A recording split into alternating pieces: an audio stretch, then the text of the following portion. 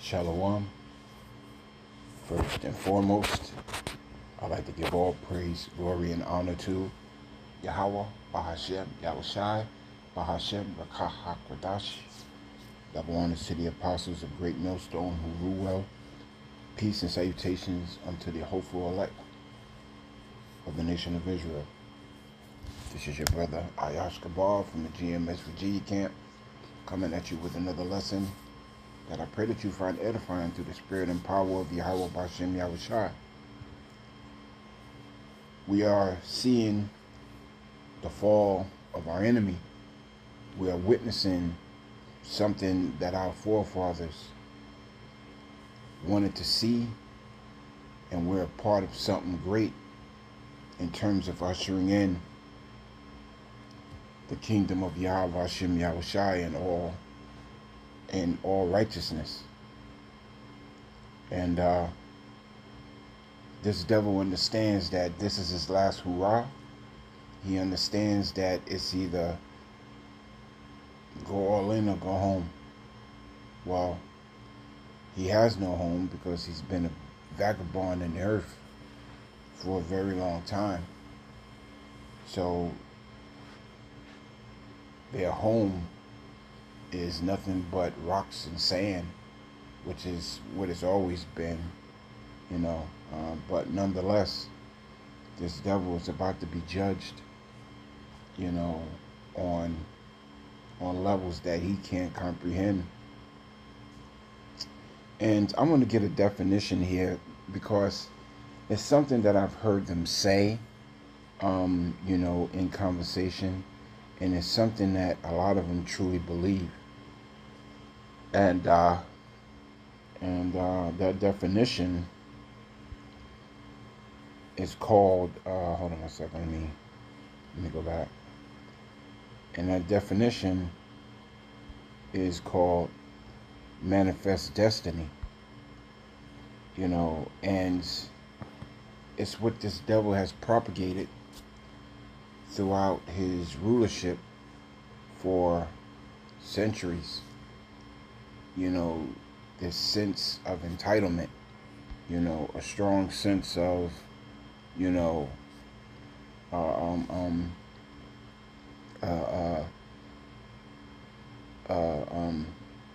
want to say control over everything because he has been given the blessing to do so, and rightfully so. It was his manifest destiny to take peace from the earth. It was his manifest destiny to bring about confusion in the earth. It was his manifest destiny to take control of the earth. It was the blessing that was given unto him by Yahweh Hashem Yahushai. So let me get this definition. Manifest destiny is a phrase that represents the belief in the 19th century United States that American settlers were destined to expand westwards across North America, and that this belief was both obvious, manifest, and certain destiny. The belief is rooted in American exceptionalism and romantic nationalism, implying the inevitable spread of the Republican form of governance. It is one of the earliest expressions of American imperialism in the United States of America.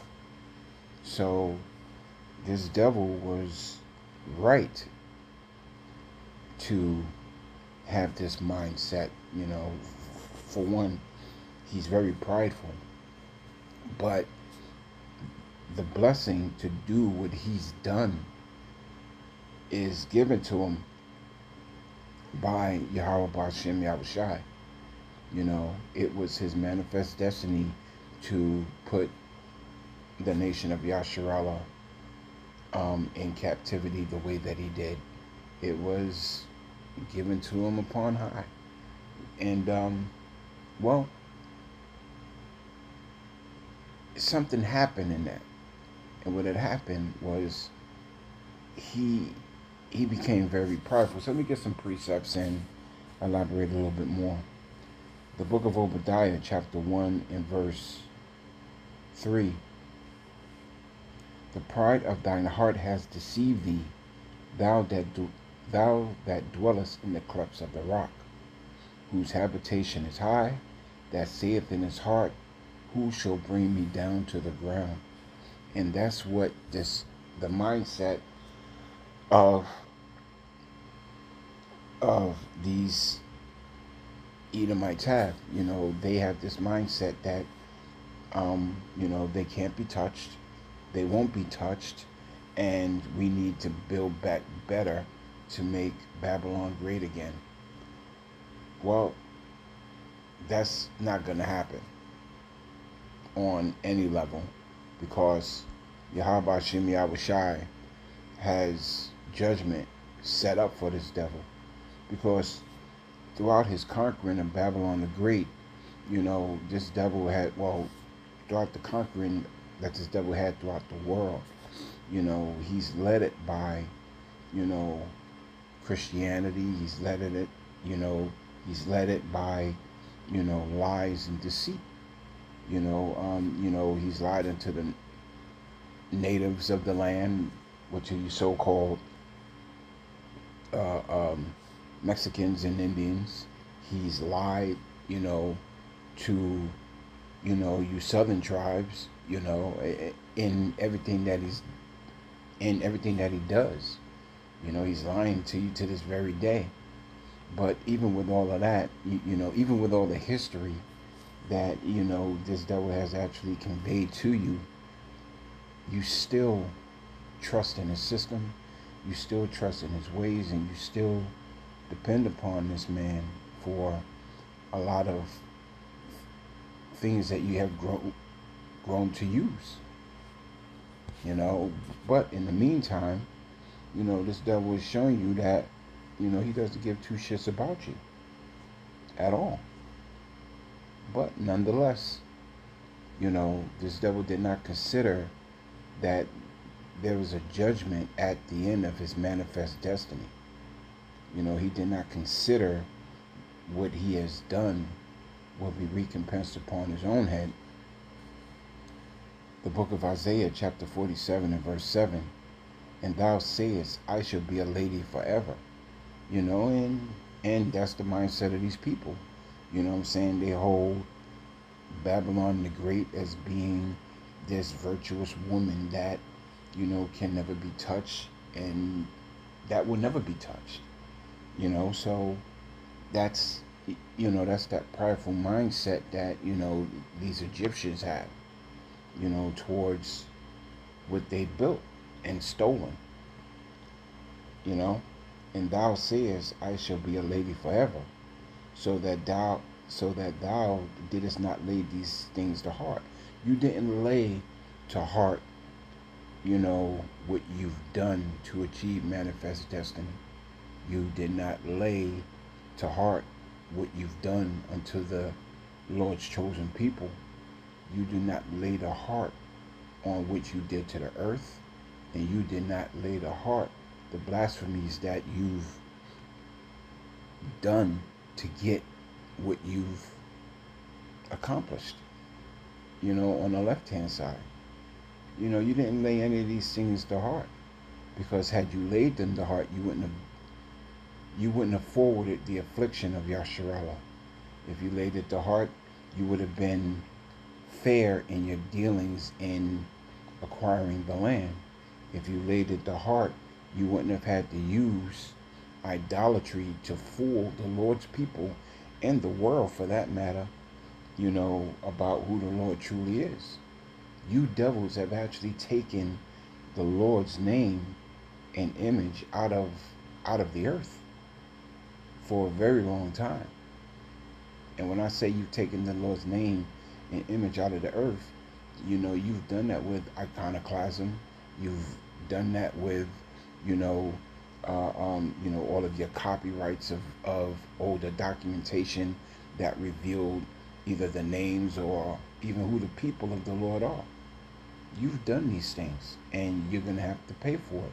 You've actually gone ahead and conquered the land by blood, you know, well, actually by murder, you know, and you've removed landmarks of the people of the land, you know, and let alone the earth. Here it is. You've actually created a mapping system that that puts everyone in a wrong place.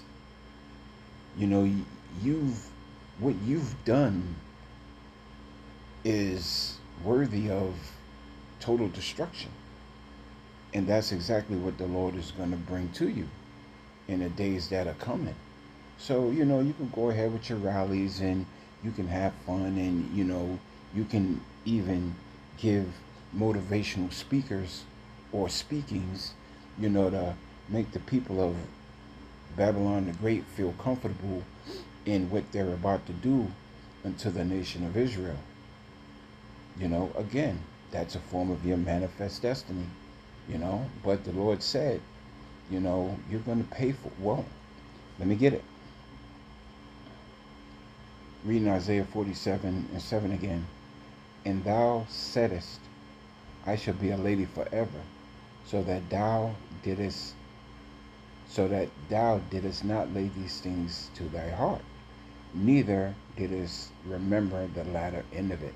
You didn't remember the latter end of of your dealings. You didn't remember that there's a judgment that the Lord is gonna give you.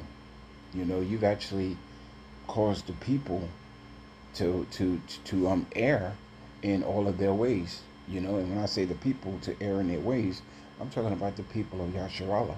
Because here it is, you destroyed the people so bad that they actually think that the true prophets of Yahweh Hashem Yahushai are the problems, when in fact you are. But nonetheless, you know, when these things come to pass, a lot of these jakes you know, that have actually drunken of your wine will soon realize that a prophet has been among them.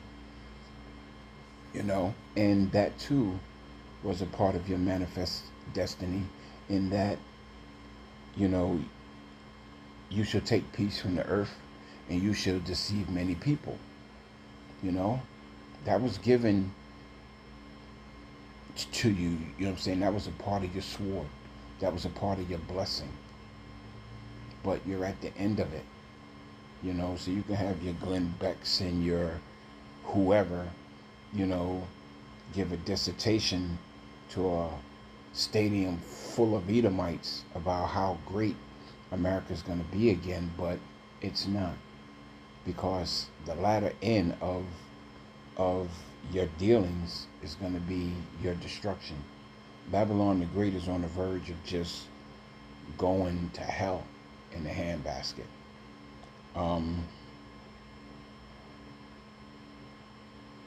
The book of Isaiah, chapter 47 and verse 8. Therefore hear now this, thou that art given to pleasures, that dwellest carelessly, and sayest in thy heart, I am, and none else beside me. And that's the mindset that y'all have. The mindset that you've always had was, you know, I'm going to enjoy the sinful pleasures of life. You know, I'm going to do all types of abominations before the Lord and the Lord's people. In fact, I'm going to do all of my pleasures, in that I'm going to, you know, make the Lord's people do abominable things before his eyes, so that I can blame him for the abominations that they're doing, even though I'm giving him the wine to drink. You're going to be judged for that.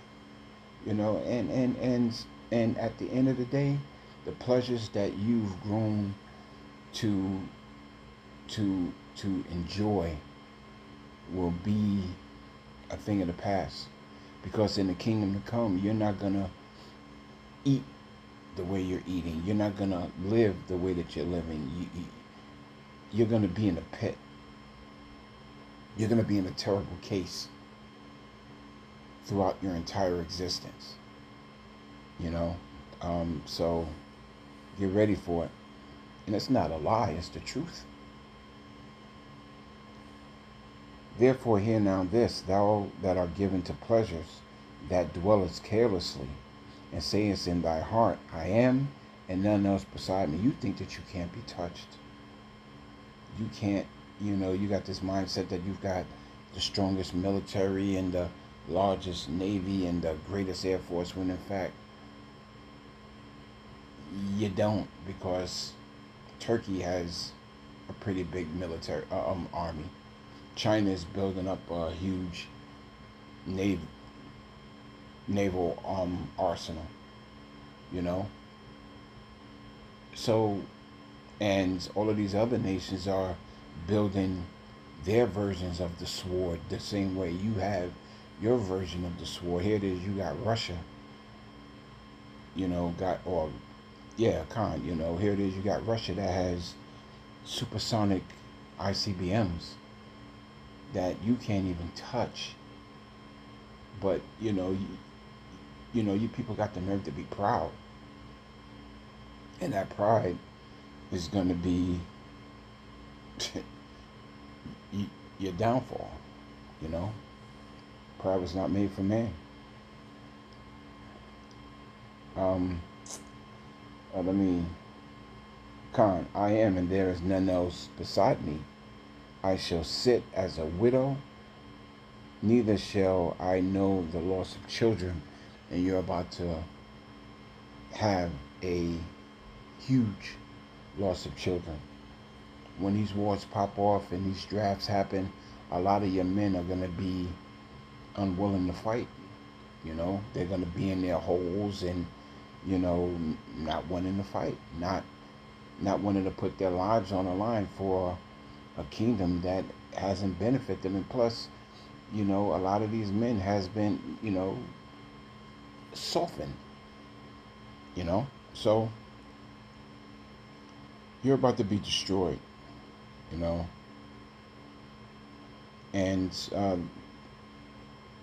man, there's so many precepts to go into, as far as why this is happening to. Well, actually, let me get this, because you actually think that, hold on 1 second. I think it's Job. Salakia. Job 20. The book of Job, chapter 20. The book of Job, chapter 20, and I'll be skipping up and down this chapter. The book of Job, chapter 20, and I'll start at verse 4. Knowest thou this? Salakia. Knowest thou not this of old, since man was placed upon earth, that the triumphum of the wicked is short, and the joy of the hypocrite but for a moment? Your triumph is very short. A couple of 100 years is very short in light of,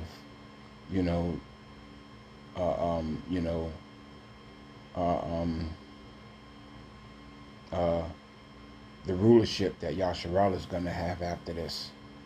In so little time, you've caused so much destruction that you have to be taken out of the way. You have done so much destruction, and I want to look at the last century, as far as the Industrial Revolution with pollution and plastics and synthetics and, the way that you've destroyed the earth, the ground. You're supposed to give the earth, like a earth Sabbath every 7 years. You don't even do that. You know what I'm saying? You actually deplete everything until when there's no minerals left. You've done that with the earth, and you've done that with the people of Yasharallah. You know, you've actually made men weak. You've actually, man, there's a lot that you got to pay for. So you might have this mindset that, you know, America is going to be made great again, but, you know, you're lying to yourself. You don't understand prophecies. But the prophets of Yahweh Shem Yahushua is out there telling you what your outcome's going to be. You know, that the triumphant of the wicked is short, and the joy of the hypocrite but for a moment. Though thy excellency, mount up to the heavens, and his head reach unto the clouds, yet he shall perish forever like his own dung. You know, and you can read about that in the book of Obadiah. You know, because after 1,000 years there should not be any remaining of the house of Esau, for Yahweh Shem Yahushua has spoken it. You're going to perish away like your own shit. But you don't believe that's going to happen because you've actually bought into your own bullshit because you haven't been judged, you know, when, you know, right away. You know, as a matter of fact, a lot of your mindsets is that Yahweh Shem Yahushua is altogether with you. You know what I'm saying? You actually think that the Lord is with you in everything that you do, not realizing that you're being set up for the trick bag. You're set up for the okie doke. You know, you're that vessel that's fitted for destruction. You know?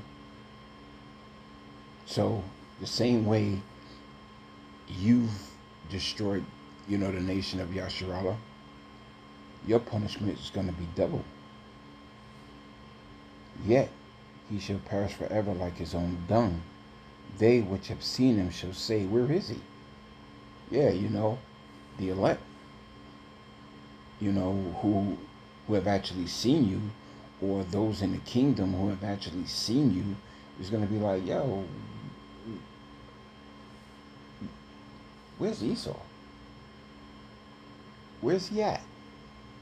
You know, we're going to send some slaves down in the pit.